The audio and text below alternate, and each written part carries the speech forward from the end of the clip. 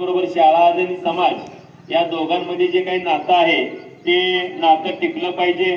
त्याचबरोबर समाजातील घटकामध्ये शाळेविषयी आवड निर्माण झाली पाहिजे आणि शाळेविषयी आवड निर्माण झाल्यानंतर आपल्या शाळेचा विकास होईल। शाळेच्या विकासाबरोबर विद्यार्थ्यांचा विकास होईल आणि गावातल्या लोकांनी शाळेला मदत केल्यामुळे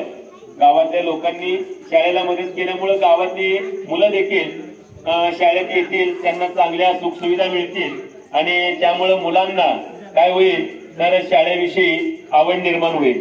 हा केंद्र शासनाचा विद्यांजली कार्यक्रम आहे आणि मग ह्या कार्यक्रमासाठी या शेवटच्या दिवशी काय करायचं आहे तर आपल्या शाळेची त्या ठिकाणी नोंदणी करायची आणि समाजामध्ये या विद्यांजली कार्यक्रमाविषयी माहिती सांगायची। म्हणजे विद्यांजली कार्यक्रम काय आहे याविषयी गावामध्ये माहिती सांगायची। त्याचबरोबर प्रभात फेरी काढायची, पथनाट्य तयार करायचं, पोस्टर मेकिंग करायचं, त्याचबरोबर काही घोषवाक्य